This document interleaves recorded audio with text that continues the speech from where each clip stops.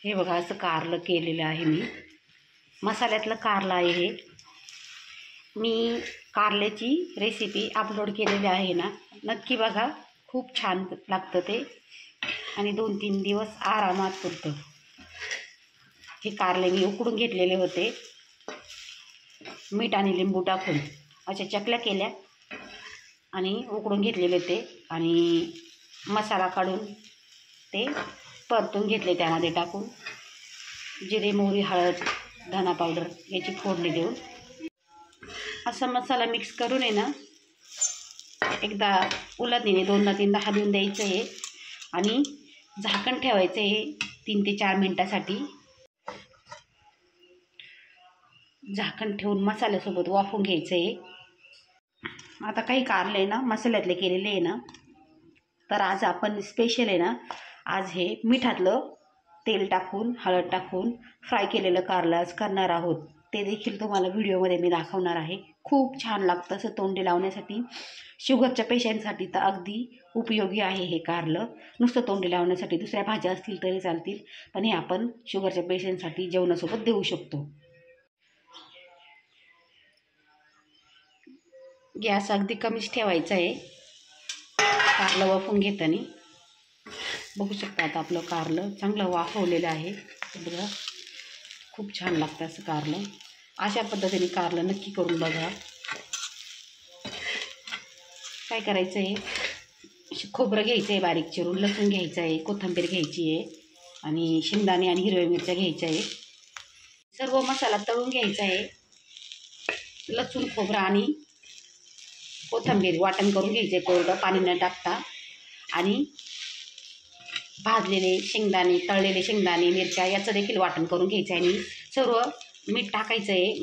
वाटल्यानंतर वाटणामध्ये मीठ टाकून मग ते असं मिक्स करायचं आहे. मसाला, धना पावडर, कांदा लसूण मसाला, हळद असं टाकून मिक्स करायचं आहे आणि कारल्याच्या फोडींमध्ये भरून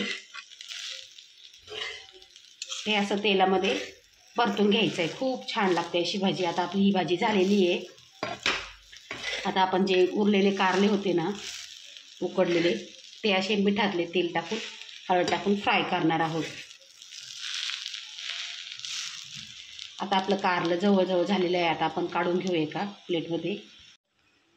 आता हे कारलं या प्लेटमध्ये काढून घेऊ आणि याच तव्यावर, सेम याच तव्यावर आपण कारलं फ्राय करून घेणार आहे. आता तवा गरम आहे ना, आपण कारलं गरम केलं तर त्याच तव्यावर थोडंसं तेल टाकायचं आहे. थोडंसं तेल टाकायचं आहे. यामध्ये हळद टाकायची आहे. आता हे जे कारले उकडलेले होते ना, हे कारले आपण या फोडणी हे कारले यामध्ये टाकून द्यायचे आहे. उकडलेले कारले. आता गॅस फुल करायचा आहे आणि हे कारल्याचे फ्राय करायचे. यामध्ये आपण टाकूया थोडंसं मीठ. थोडंसं मीठ टाकलेलं आहे आपण यामध्ये.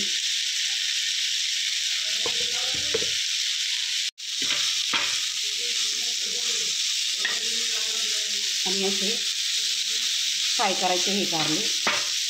कडक करायचे थोडक्यात.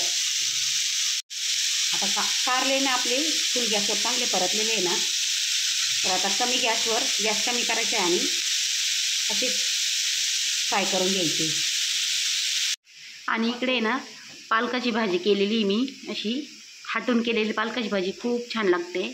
मुलांना डब्याला कोरडी भाजी आणि आम्हाला आणि सरांना पातळ भाजी पालकाची खूप छान लागते बाजरीच्या भाकरीसोबत. बघू शकता आता कारले एका बाजूने चांगली फ्राय झालेली आहे ना, तर मी पलटी मारलेली आहे कारल्यांना आणि असेच कडक करायचे तव्यावरतीच. खूप छान लागतात असे.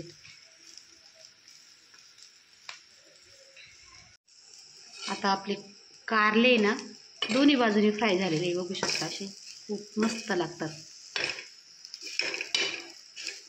आता की काढून घ्यायचे.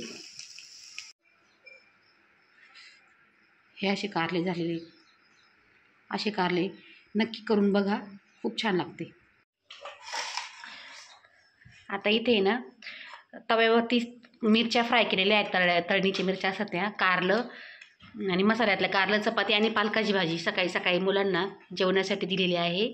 सगळे बसलेले जेवायला, दोन्ही मुली बघू शकता. इथे नारळाचं झाडे बघू शकता तिथे, आणि इथे आंब्याचं झाड आहे. इथे डांगराची वेल लावलेली आहे ड्रिपच्या कडेने बघू शकता. इथे गवती चहाचं झाड आहे, इथे नारळाचं झाड आहे. नारळाच्या झाडाच्या कडेने ना हे डांगराची वेल लावलेली आहे, आणि इथे ड्रिप केलेलं आहे. आंब्याचे झाड आहे, असे लाईन करून आहे ना असे झाडं लावलेले मी, आणि तिकडपर्यंत असे आंब्याचे झाडं आणि त्याच्याकडे डांगराची वेल लावलेली आहे. बघू शकता असे खूप छान असं हिरवंगार दिसतंय वेल. अजून आता थोड्या दिवसात त्याला कळायला लागतील डांगरासाठी. तर अशा प्रकारे मुलींच्या शाळेसाठी केलेल्या भाज्या आणि आमच्या घराच्या कडेचे जे झाडं आहे ना लावलेले बांधणीला. इथे नारळाचं झाड. कसं वाटलं आजचा व्हिडिओ? आणि इथे आवडला असेल तर लाईक करा, कमेंट करा आणि इथे डांगराची वेल लावलेली आहे. धन्यवाद.